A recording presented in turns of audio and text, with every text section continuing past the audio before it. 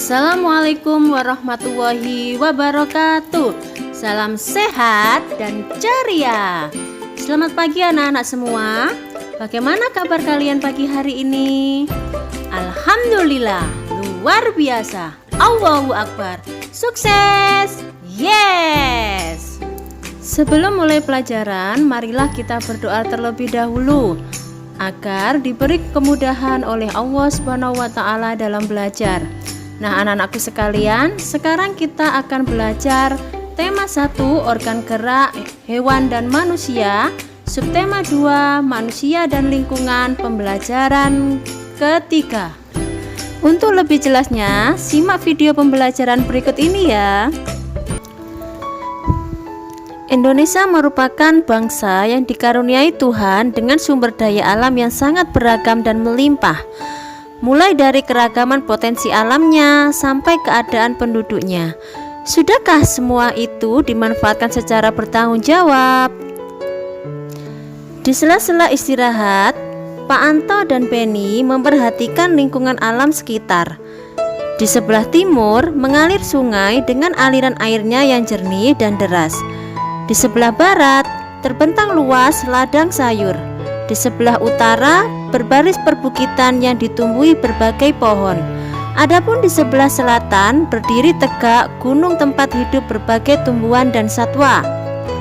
Pak, saya merasa sangat beruntung lahir dan hidup di Indonesia. Tanahnya yang subur dan alamnya yang sangat kaya, kata Benny. Benny, kekayaan dan keberagaman yang dimiliki oleh bangsa Indonesia tidak sebatas sumber daya alamnya saja, namun juga kondisi kependudukannya. Jumlah penduduk Indonesia sekarang ini sekitar 254 juta jiwa. Penduduk tersebut tersebar hampir di 13.466.000 pulau yang ada, menurut Kepala Badan Informasi Geospasial, dari Sabang sampai Merauke. Masing-masing pulau atau wilayah memiliki beragam suku, adat, budaya, ras, agama, dan golongan. Dari sekian banyak penduduk tersebut juga terdiri atas beragam latar belakang pendidikan, ekonomi, sosial, dan budaya. Jelas Pak Anto. Wah, saya makin bangga jadi anak Indonesia, sahut Penny. Sekarang mari membaca dan mengamati peta persebaran kepadatan penduduk di Indonesia. Warna hijau tua menunjukkan kepadatan penduduk kurang dari 10 orang per kilometer persegi. Contohnya, daerah Papua Barat. Warna hijau muda, kepadatan penduduknya 10 sampai 99 orang per kilometer persegi.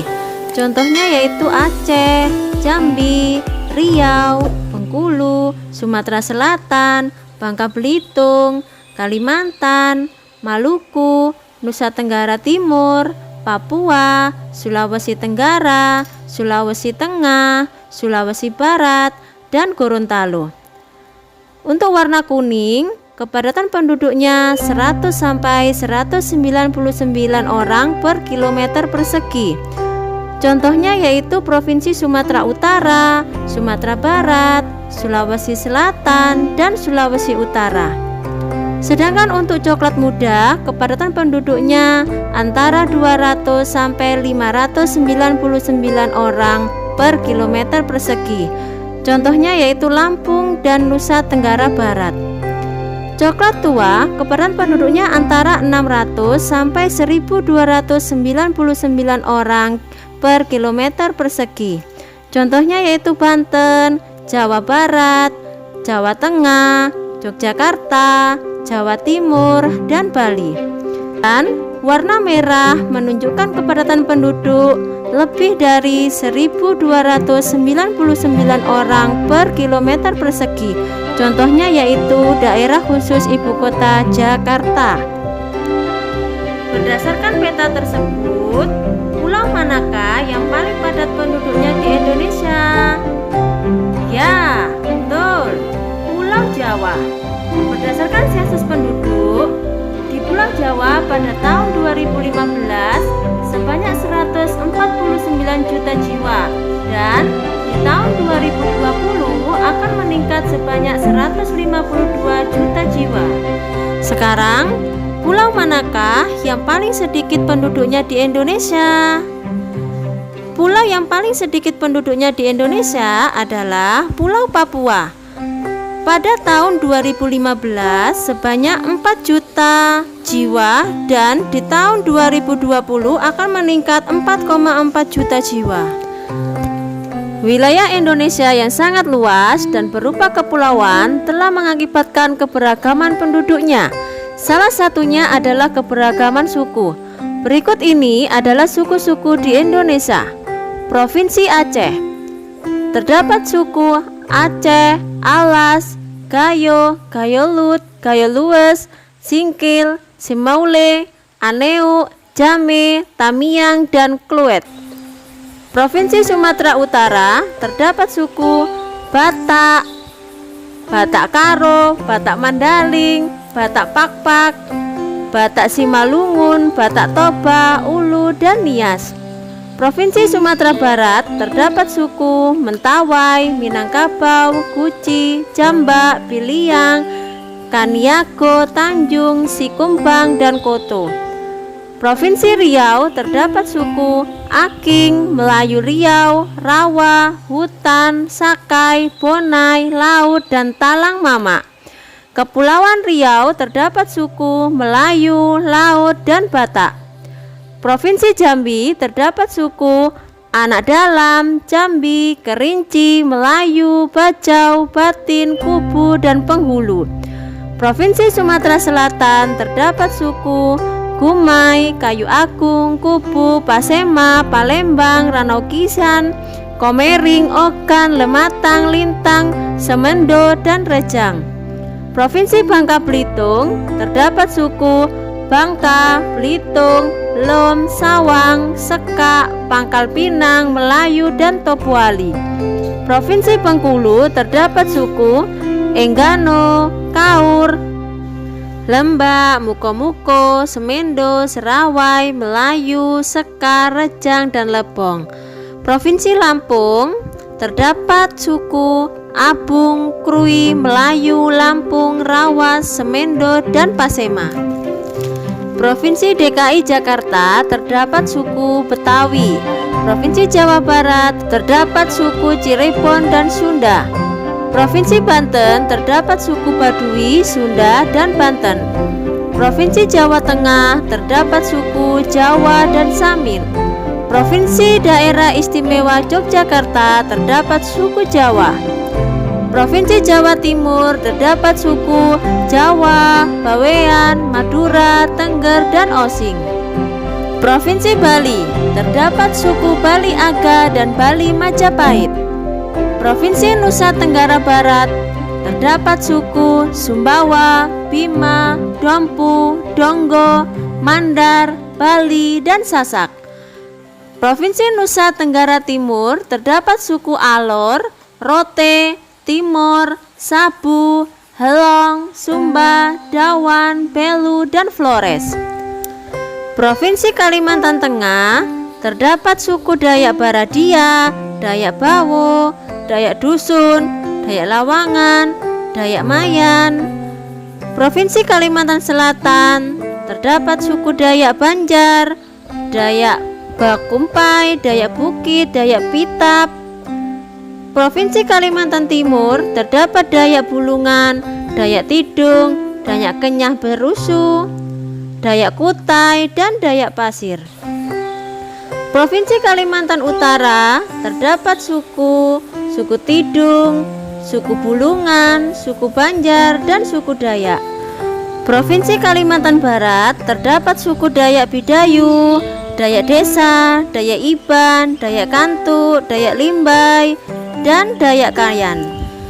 Provinsi Sulawesi Utara terdapat suku Sangir, Talaut, Minahasa, Bolang Mongondo, dan Bantik. Provinsi Sulawesi Barat terdapat suku Mandar, Mamuju, Patae, Tosumunya, dan Mamasa. Provinsi Sulawesi Tengah terdapat suku Kailili, Pamona, Mori, Balatar, Wana, Ampana, Balanta, Bungku, Buwol, Dambeles, Dondo, Kulawi, Lore, dan Banggai. Sulawesi Tenggara terdapat suku Laki, Malio, Muna, Kulisusu, Monorene, Wolio, Wononi, dan Buton. Provinsi Sulawesi Selatan terdapat suku Makassar, Bugis, Toraja, Bentong, Duri, Konjo Pegunungan, Konjo Pesisir, dan Mandar. Provinsi Gorontalo terdapat suku Gorontalo, Suwawa, Atinggola, Mongondo, dan Bajo Manado. Provinsi Maluku terdapat suku Ambon, Aru, Ternate, Tidore, Furu-Furu, Alifuru, Togutil, Rana, Banda, Buru, dan Tanibar. Provinsi Maluku Utara terdapat suku Seram, Banda, Buru, Furur, Aru, Bacan, Gane, Kadai, Kau, dan Loloda. Provinsi Papua Barat terdapat suku Doteri, Kuri, Simuri, Irarutu, Sebyar, Onim, Atam, Atori, Ayamaru, Aifat, Baham, Kambrau, Karas, Karon, Koiwai, dan Biak. Provinsi Papua terdapat suku Arfa, Mandacan, Bauzi, Biak Muyu, Ekaki, Fakfak, Asmat, Kaure, Tobati, Dera, dan Dani. Selain keberagaman suku bangsa, Indonesia juga dianugerahi keberagaman agama. Saat ini ada 6 agama yang diakui oleh pemerintah untuk dianut oleh masyarakat, yakni Islam, Kristen, Katolik, Buddha, Hindu, dan Konghucu. Menjaga kerukunan beragama mencerminkan penerapan nilai-nilai luhur yang terkandung dalam sila Pancasila, terutama sila ketuhanan yang Maha Esa. Pancasila menjadi pandangan hidup bangsa Indonesia, maka dari itu perilaku dan sikap masyarakatnya haruslah mencerminkan nilai-nilai luhur. Meskipun demikian, sering kita jumpai dalam kehidupan sehari-hari perilaku orang-orang sekitar kita yang tidak mencerminkan nilai-nilai Pancasila. Berikut beberapa contoh perilaku yang tidak mencerminkan nilai-nilai Pancasila. Di lingkungan sekolah, perilaku yang tidak sesuai dengan nilai Pancasila: memilih teman hanya yang kaya saja, tidak mau meminjamkan peralatan sekolah kepada teman, mencontek, berkelahi, tidak mau mengikuti upacara bendera, dan mengejek teman. Lingkungan rumah, perilaku yang tidak sesuai dengan nilai Pancasila: tidak melaksanakan ibadah sesuai dengan agamanya, tidak mau berbagi makanan dengan anggota keluarga yang lain, bermalas-malasan, membantah orang tua, memaksakan kehendak kepada anggota keluarga, dan berbohong. Di lingkungan masyarakat, perilaku yang tidak sesuai dengan nilai Pancasila: tidak mau menjenguk tetangganya yang sakit, melarang orang lain melakukan peribadahan sesuai dengan agamanya, minum minuman keras dan berjudi, tidak mau mengikuti kegiatan kerja bakti, ronda, dan rapat lingkungan, suka pamer kekayaan, mencuri, menganiaya teman, melakukan kekerasan. Anak-anakku yang hebat, demikianlah pembelajaran kita hari ini. Semoga bermanfaat dan tetap semangat. Wassalamualaikum warahmatullahi wabarakatuh.